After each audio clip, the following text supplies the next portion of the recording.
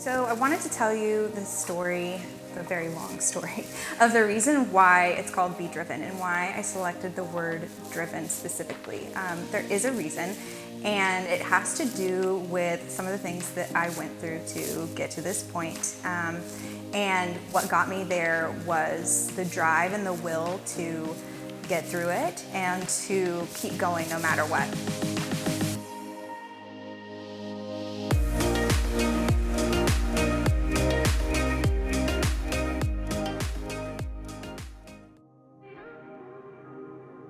I grew up as a perfectionist and someone with severe OCD, but my parents had no idea what mental illness was or what anxiety was or any of that. So I grew up as a gymnast and I put a lot of pressure on myself and a lot of high standards on myself, and ended up doing that for 13 years, and that really shaped who I am today. However, it cultivated someone who was very much not in the right headspace to be able to take on life as far as a mental health standard goes.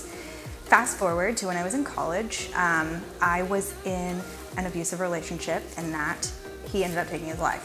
So I went through a really rough patch while I was in college, and went through 4 years of just kind of agony and mental health issues and trying to figure out my own story, but at the same time just waking up every day and continuing to grind no matter what, even if I really wanted to quit. So went through a lot of adversity, went through a lot of questioning myself, what I wanted to do, if I wanted to be on this planet, and ended up turning it into something really positive later down the road. So I ended up getting a degree in interior design and ended up excelling in interior design.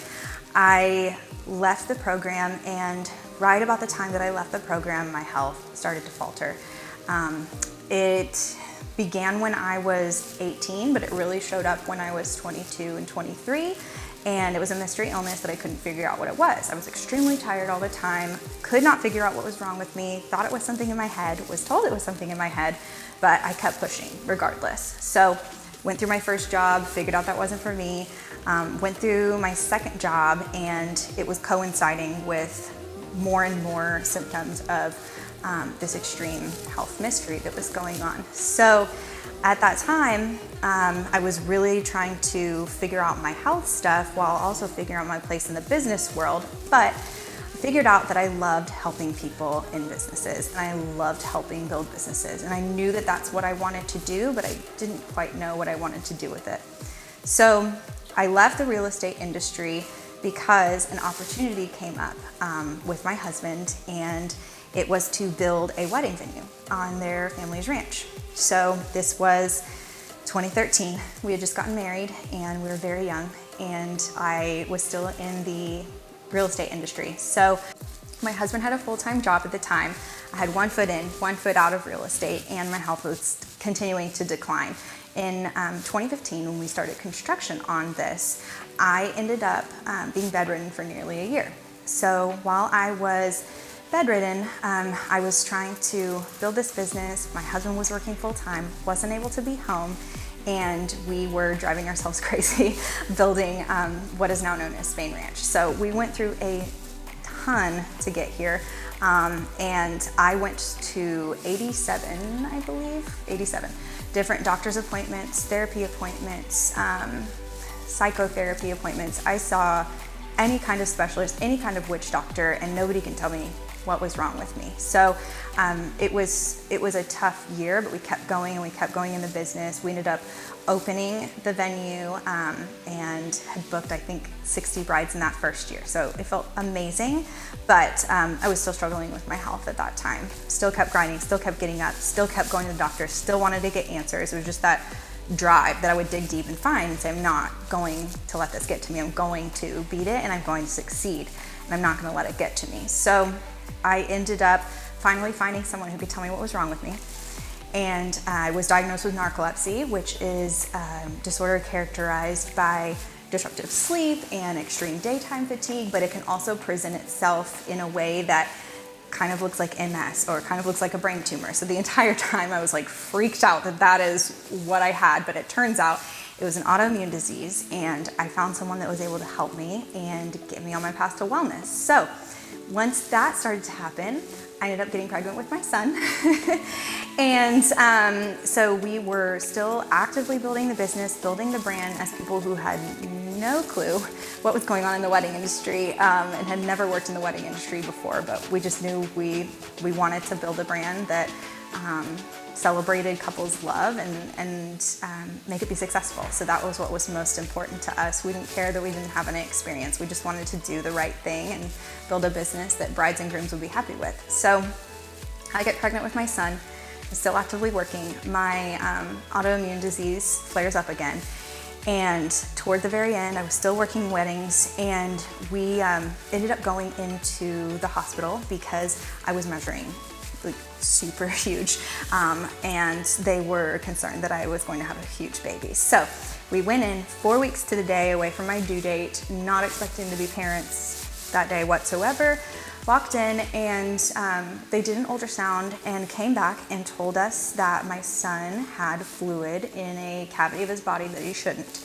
They told me they didn't know what that meant and that they would need to go ahead and deliver him that day. So I nearly fell to the floor. My husband caught me, and he was born that day. So this was all while we were in the plans to begin building a second venue, which was the Black Barn at Spain Ranch. And he was born not breathing, 10% chance of survival. We were in Tulsa for 10 days. He was in an extreme situation, long story short, had a very rare condition and they couldn't treat it. So on my husband's birthday, we found out that we needed to move to Houston for my son because we needed to go to a different hospital. So we moved to Houston for a month with our with our dying child, our dying dog, and then a dog that went blind along the way, which is another just crazy story that happened in there. So it's like anything that could have gone wrong did go wrong, and it was like this 10-year span of like, can I catch a freaking break? So anyways, they get him on a miracle drug, and he ends up going home 100% healthy, to the shock of everyone. And so we go home, start building the Black Barn, and from there, of course, crazy things happen when you're trying to open barns and all of that. The first go around on the White Barn, my husband had to be hospitalized because he went septic. And then the second one, he got jury duty. That was the longest case that Tulsa had seen at that time, and the longest jury selection. And so I ended up having to do a lot of work by hand. And so it's like all of these crazy things just kept on happening. I'm like, oh my gosh, something has got to flipping give. But at the same time, I sit back and I remember all of that, and I remember everything that I'd gone through, and remembered my struggle with mental health through all of it. I had extreme panic disorder. I would have panic attacks all the time. I had a 2-year stint of having depersonalization disorder where I felt like I wasn't in my own body. Went through depression, went through a lot of PTSD. Went through a lot of therapists, and really thought I would never get better, but I was able to dig deep and find the drive to just keep on freaking going, even when it seemed like it was completely dark and there was no light at the end of the tunnel. So long story short, I was able to get through my health things. I was able to get to a really good spot mentally. The businesses started absolutely thriving.